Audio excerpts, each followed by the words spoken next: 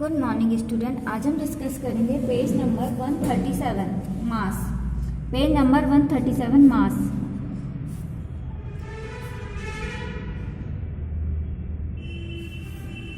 We have learned in the previous chapter that the mass of an object is the measure of its inertia.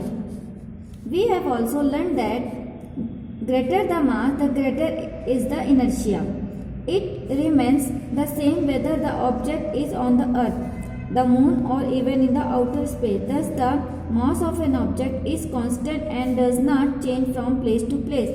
इससे पहले हम मास के बारे में पढ़ चुके हैं कि mass is related to inertia.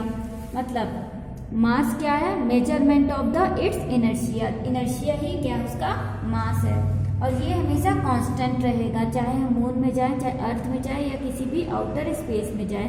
तो मास किसी भी एक ऑब्जेक्ट का कांस्टेंट होता है and does not change from place to place. Place to place जाने पर ये चेंज नहीं होता।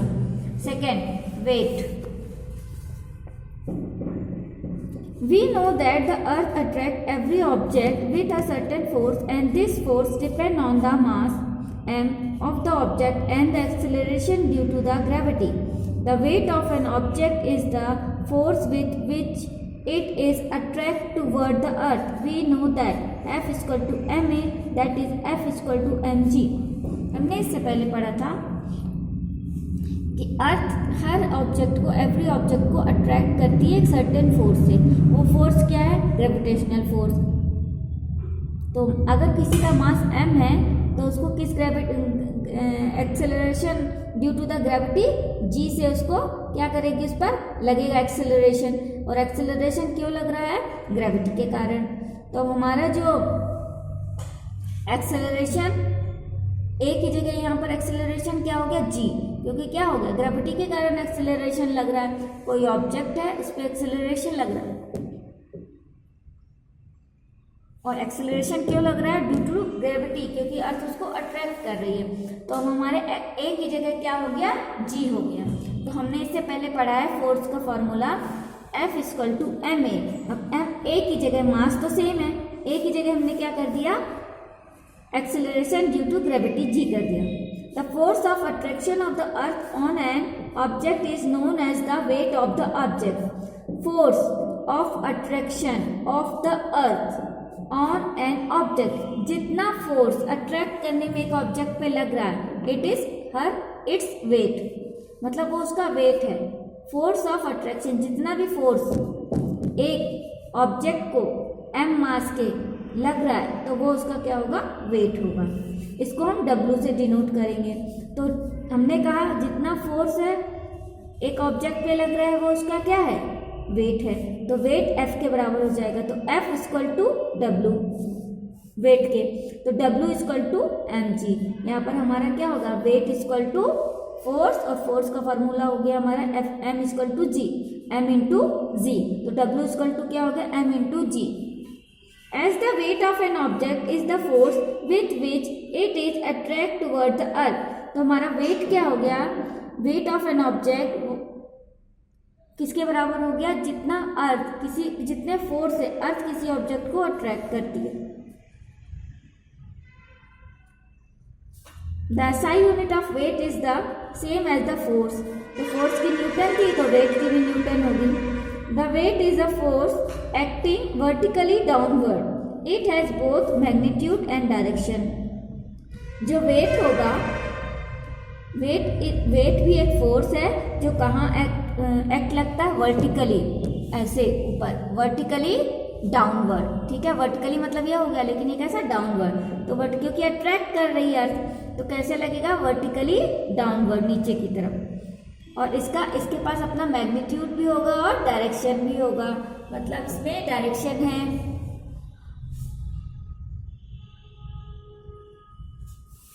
We have learned that the value of g is constant at the given place. Therefore, at a given place, the weight of an object is directly proportional to the mass. Say m of the object, that is W, is proportional to m.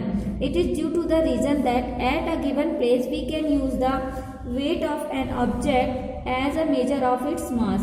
The mass of an object remain the same everywhere, that is on the earth and on any planet, where its weight depend on its location, whereas g depend on location. देखिए अब हमने यहाँ पर जान गए W equal to M G, W equal to M G है। यहाँ पर g क्या है, हमने इससे पहले माना कि g क्या है, हमारी ग्रेविटेशनल वैल्यू है, जो किसी the value of the G is constant at a given place, उस प्लेस पे, जैसे ये प्लेस दिया है यहाँ पर जी की वैल्यू, जैसे अर्थ पे, इस अर्थ पे दे दिया एमपी में जी की वैल्यू क्या है, सेम है, कहीं भी चले जाओ, और मास भी हमारा उतना ही रहेगा। तो यहाँ पर जी क्या हो गई, अगर इस जगह पर जी की वैल्यू सेम रहने वाली है तो यहाँ पर जी क्या हो गया, कांस्टेंट हो गया।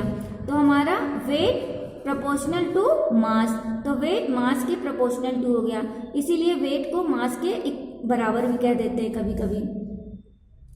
लेकिन मास तो हमारा कहीं भी चले जाएंगे तो हमारा कांस्टेंट ही रहने वाला जितना है, लेकिन जी क्या होता है, लोकेशन टू लोकेशन डिपेंड करती है। हमने बताया था पोल्स पे जी के वैल्यू और इक्वेटर पर जी के वैल्यू अलग अलग होती है।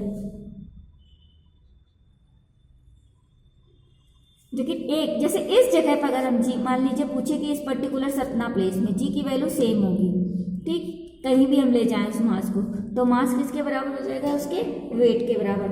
लेकिन अगर हम लोकेशन चेंज कर दें, ठीक है, हम पोल्स पे ले जाएं, उसको इक्वेटर पे ले जाएं, तो हम क्या होगी, जी की वैल्यू बदलती रहेगी। इस तरह हम प्लैनेट, अगर हम प्लैनेट ही बदल दें तब भी जी की वैल्यू बदल जाएगी। इस तरह से अगर नॉर्मल एक ही प्लेस में हम बहुत ज़्यादा डिस्टेंस नहीं कवर करें तो जी की वैल्यू नहीं बदलेगी, तो वेट मास के बराबर हो जाएगा। लेकिन जी क्या हो रहा है, कहीं कहीं लोकेशन के अकॉर्डिंग बदल जाता है, तो वेट और मास एक बराबर नहीं होते। Weight of an object on the moon, अब हमने कहा कि वेट और मास अलग अलग हो जाएंगे, तो मून में कितना वेट होगा। We have learned that the weight of an object and the earth is the force with which the earth attract the object in the same way. हमने बोला कि वेट क्या है, वेट वो फोर्स है जो अर्थ किसी ऑब्जेक्ट को अट्रैक्ट करने में लगाती है। The weight of object on the moon is the force with which the moon attract that object. अब एक मून भी उसको अट्रैक्ट कर रहा है और अर्थ भी उसको अट्रैक्ट कर रही है इस ऑब्जेक्ट को। The mass of the moon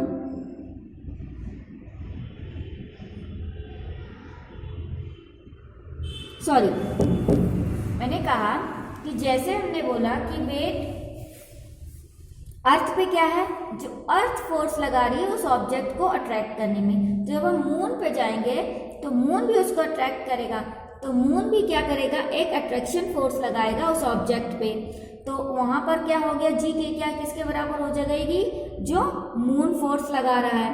the mass of the moon is less than that of the earth, लेकिन जो मून का मास है वो अर्थ से कम है। Due to this moon exert lesser force of the attraction.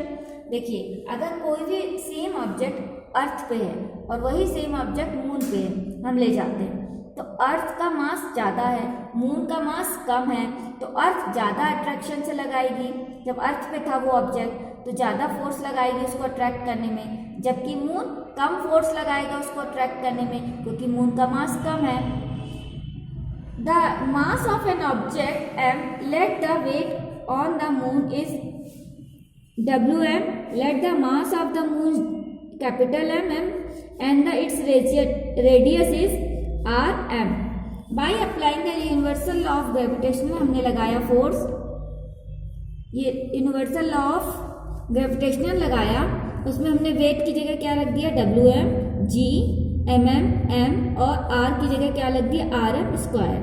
तो अब हमने देखा the weight of the same object on the earth be WE, the mass of the object is M and the radius is R। अब इससे हम क्या निकाल लेंगे, उस ऑब्जेक्ट का अर्थ पे वेट, लेकिन अब हमको किस पे निकालना है, मून पे। सेम इक्वेशन अर्थ पे ये आ गई। अब simultaneously the value from table इतना, अर्थ पे मास इतना है उस, और अर्थ का मास इतना है और अर्थ की रेडियस इतनी है, मून का मास इतना है और रेडियस इतनी है, तो हमने क्या रख दिया यहाँ पर, मून का मास रखा, इसके बाद हमने यहाँ पर क्या रखा, मून की रेडियस रखी, और उस ऑब्जेक्ट का क्या निकालेंगे हम, वेट कितना है, मास कितना है सॉरी। तो ये देखिए WM, ये इसको कैलकुलेट किया तो इंटू m, तो WE कितना आ गया, इतना। During equation 10.18 and equation 10.18 we get moon पर हमारा इतना मास है और अर्थ पर इतना मास है।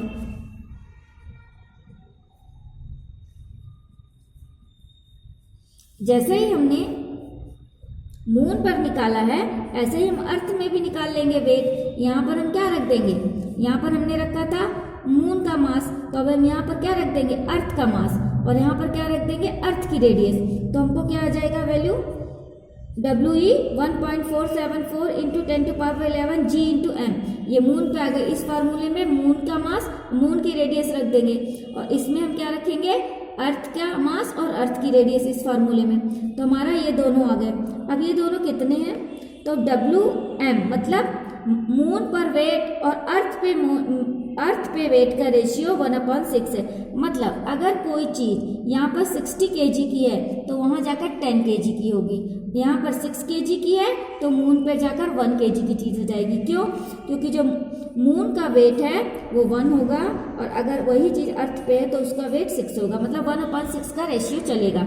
तो जितना, तो weight of the object on the moon and the weight of the object on the earth 1/6। तो weight of the object on the moon is equal to 1/6 into its weight on the अर्थ।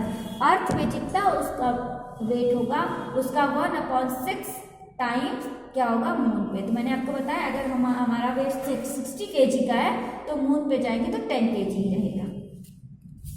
ये इस फार्मूले से हम different type के, जैसे अब हमको दिया है मून पे वेट दे दिया, G हमारा कांस्टेंट है, M और R दे दिया, ठीक, ये भी कांस्टेंट है। अर्थ का मास और अर्थ की रेडियस, तो अर्थ पे उस ऑब्जेक्ट का मास कितना होगा ये हम निकाल सकते हैं। इस तरह ये वैल्यू हम निकाल सकते हैं।